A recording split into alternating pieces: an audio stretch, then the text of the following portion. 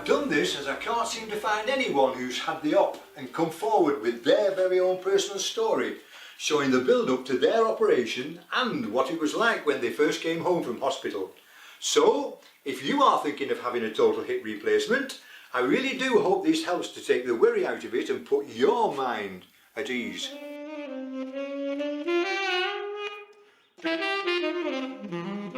Well, as the title says, I've been in hospital for my right hip replacement, posterior version, so you have to be very careful the first 6 weeks especially. As I said, I'm doing this for anyone who's thinking of having a new hip or who are a bit worried about it. Believe me, there are plenty of successful hip operations every week, and as you'll see later, mine was well worn with the delay from COVID and what have you, but mine's been successful, yes. There's also conflicting stories on the internet about various do's and don'ts, including exercises, when to do them, when not to do them, how to do them, and the actual ones you're supposed to do. Remember, it depends on what you've had, the posterior version like I've had, or the anterior approach.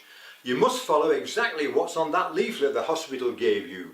Don't believe everything you see online.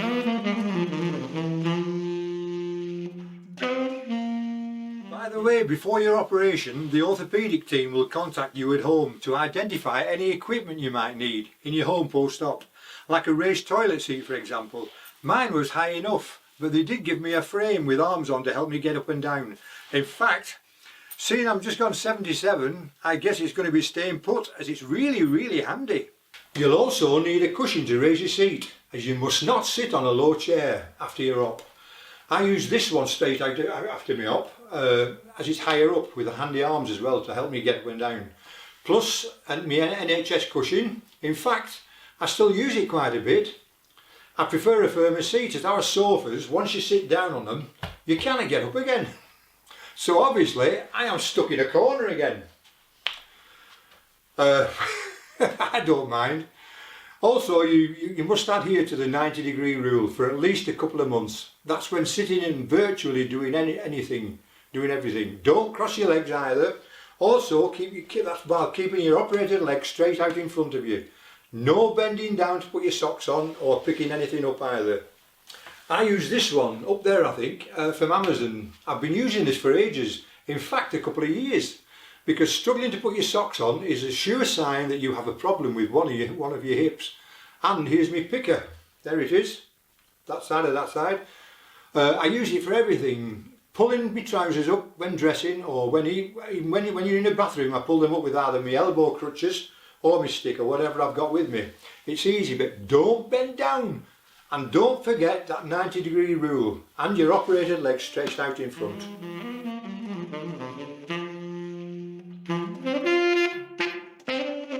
Well, my story actually started in October 2018 when I was having physio for my hip. As I said, I've been struggling to put my socks on for years, so finally they referred me to the hospital where I saw Dr. Graham, who showed me my x-rays for my right hip, and it was well worn. So he said he could give me a new hip, or I could just carry on as I was with my painkillers and my stick. Then come back within 3 months and he'd fast track me straight through. As I wasn't walking that bad really. In fact, he said I was walking with a decent gait. I don't think he was taking offence. Sorry about that. But I must admit, I was feeling a bit guilty, in fact a lot guilty, as we live in sheltered accommodation, sheltered housing. In fact, the wife and I ran the place for 20 odd years. We now retired of course. But some of our residents were desperate in those days to get hips and knees, but just couldn't get them. So, silly me opted to just carry on as I was, with my tablets and my stick. Little did I know, and nobody knew, what was round the corner. COVID-19 reared its ugly head, and the rest is history. My walking got considerably worse, but who's going to go into hospital with the risk of catching COVID yourself? Not me, for one. Finally, in January 21, I'd just about had enough. I saw Dr. Graham again. He said he could give me a new hip. Then in November 21, that's nearly 12 months, end of the year, I got my first date to go in. But I had 4 cancellations actually. One even cancelled the day before. Ooh, Don't like that. Didn't like that at all. Then on the 5th attempt, on the 15th of March this year, 22, that's not this year, it's last year, 22. Yippee! I was in.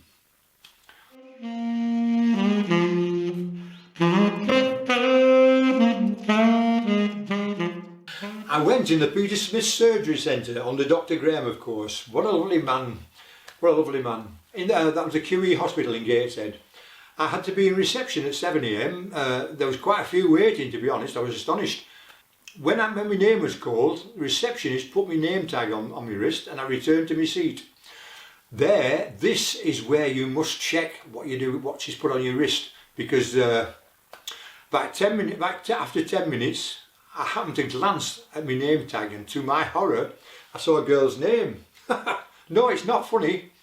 So I immediately went back to reception, got it sorted out. My God, I don't know where I could have landed up.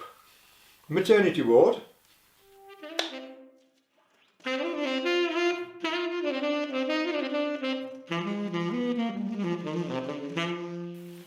Anyhow, I went to theatre about 1 PM, came to on the ward a few hours later, but was got out of bed by the nurses pretty quickly. Obviously you must start moving as soon as possible after you're up. I actually walked with my two elbow crutches to the toilet a few times in the evening. Can't stand them bedpan things. Plus I think I was showing off, to be honest. I felt quite good really. I did have pain, but it was a different pain to what I'd had previously the years up to my op. Plus I had intravenous drugs going into me as well. Incidentally, the morning after my operation, Dr. Graham came to check on us all in the ward and actually did say to me that mine was a bad one. In other words, well worn. But hey, I'm okay, so that's another reason why you shouldn't worry. The following day, doing exercises, including moving my operated leg out and back with ease. I could do it easily, which I could not do, you see, when I got home. Also going up and down stairs, because they won't allow you home until you're confident with stairs. I also had an x-ray to check everything was as it should be, and I got the all clear to go home later that day. So it was back home the same evening, literally one day in, the next day out. This probably due to staff off with COVID, shortage of beds, etc. Best in and out quick as possible anyway, then you don't catch it yourself. Makes sense, I suppose.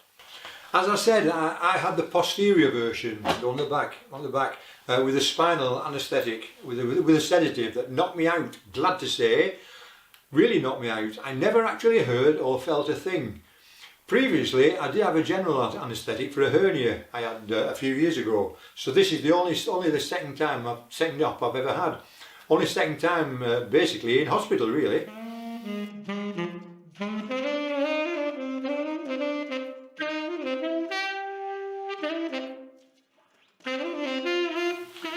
On discharge from hospital, I got a bag of goodies to take home, including a leaflet with all you need to know about the exercises and what have you.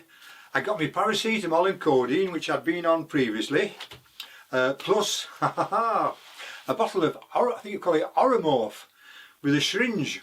Oh my God, I love it. I'm not into drugs, but apparently it is very addictive.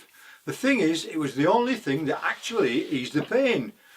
But I must admit, I did like the taste of it. Ooh. Plus I had to wear some of those white elasticated Ted stockings for 6 weeks, right up to there. Apart from 30 minutes when showering. Put some bells on and I could have gone Morris dancing, to be honest. And an injection of tinzaparin, which you inject yourself for 28 days. That's to prevent DVT as well. Just get that bit of fat, where is it there? I've plenty of it. In there, straight in. The nurse will show you how to do the first one.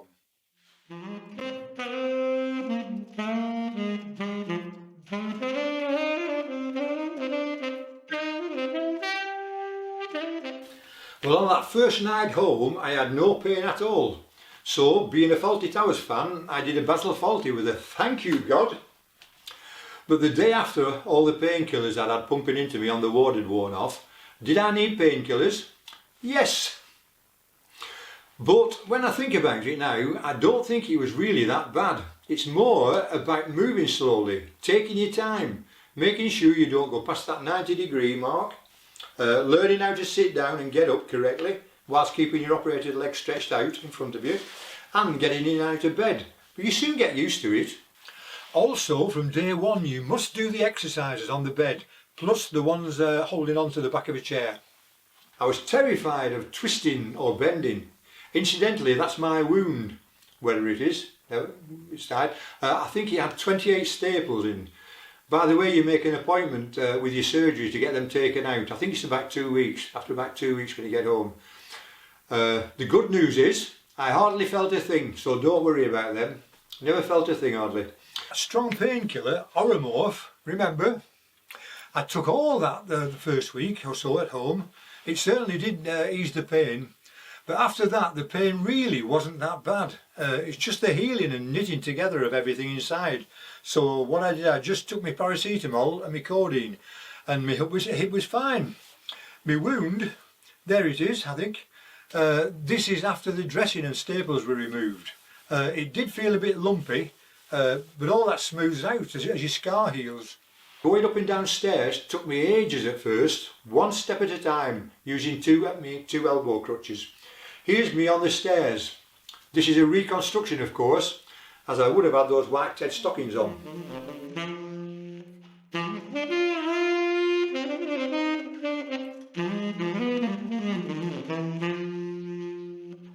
Right, my operated side is my right side. My left side is my good leg. Going upstairs. That's ready. The opposite side, crutch on the opposite side to my operated leg. You need your other crutch when you get upstairs or downstairs, so you have to carry that up like that. Don't put it on the inside. If you put it on the inside, if it drops, if it slips out of your hand, you're going to fall. Keep it on the outside. That's how I was taught at the hospital. On the outside. Now coming up, when you're coming up, good leg first, then your operated leg. Then bring your crutch up. Good leg first, bring your operated leg up, then bring your crutch up.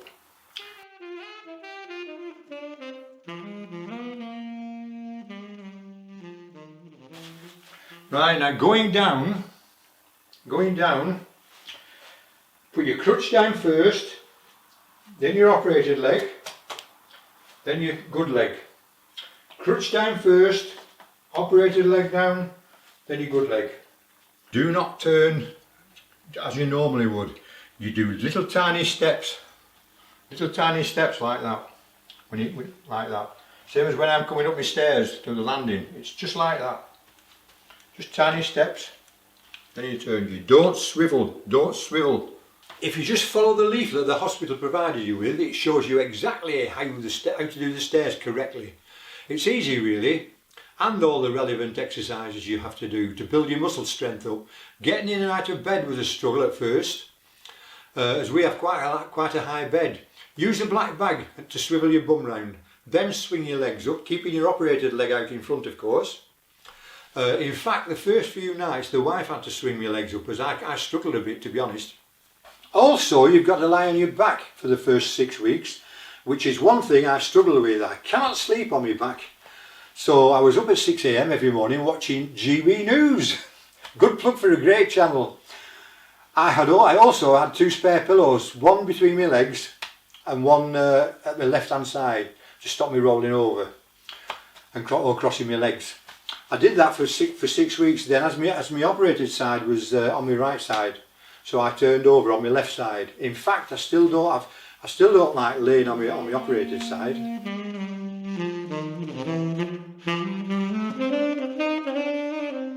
I did see Dr. Graham for my 6-week checkup, and touch wood, he said it was all okay. Incidentally, I received an appointment at the physio department at Bentham Hospital, but the wife contracted COVID, so I had to cancel. But they did email me with some exercises which work wonders and put me on the right track to recovery, I reckon. I think his name was Mark in the video, and the videos of really relevant hip exercises he sent me were invaluable. One of the exercises was to lie on your back and move your operated leg out and back again like that when you're in bed. The first week or so I could not move my leg how I tried, but all of a sudden it was okay, I could do it. My surgeon, when I saw him at the 6-week checkup, he said they had to move or cut the muscles. So it takes time for them to heal, not just the incision on the outside, the things inside, the pulses, nerves and everything. It all takes time. One thing to point out, standing holding onto the back of a chair, I could move my leg, the same exercise, out and back perfectly from day one when I got home. But obviously it's different when you're laying down.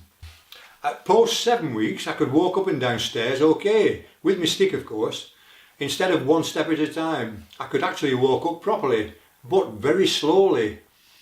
By the way, I discarded my TED stockings after about the initial 6 weeks, but my operated leg was still swollen. My knee was really fat, and at post, 16 weeks, it was still swollen a bit, but my ankles mostly. I could tell by the hard ridge my socks were making around my ankle. So I cut the elasticated tops on the socks. It solved the ridge, but me obviously not my leg. My leg was still swollen a tiny bit, but it didn't last too long really, to be honest.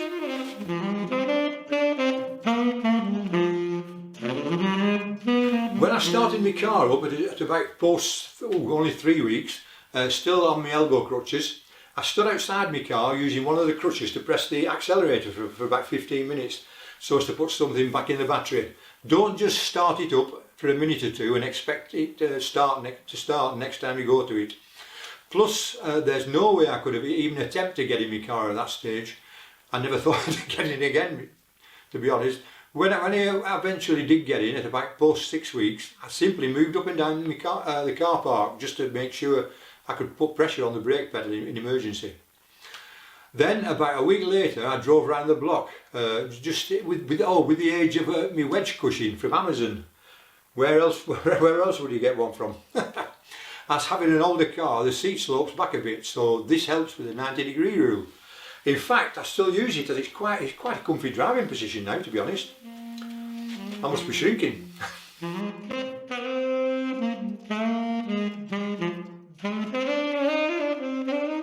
The wife and I had a coach trip planned, which turned out to be at post 12 weeks after my op to Torquay, Fawlty Towers country.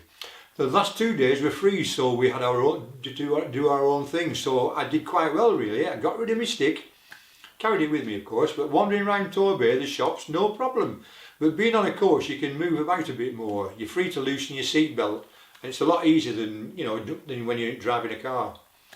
I continued building my distance up with my car so I could see my family again, down the motorway, and soon actually got down the motorway to Leeds, non-stop. Yes, non-stop. And when I got out of my car, I thought I'd never walk again, but it was actually easier than getting up after sitting just 10 minutes at home, rather than driving 1 hour 50 minutes. So I was a very happy chappy, driving again. Just a reminder, by the way, when you do get home from hospital, get up and walk around the room and do some exercises every 20 minutes or even less. It will do you good. I do speak from experience. I sat far too long sometimes. You forget when you're watching TV or whatever, or you will stiffen up. I'm still very careful bending down. My picker's still going strong. It's better to be safe than sorry, take my word for it. I did use actually a long shoehorn as well for putting my shoes on, just straight up when I was straight after me up. But I do tend to still worry about bending. It's probably me dodgy back. I have an old back, a dodgy back, an old age.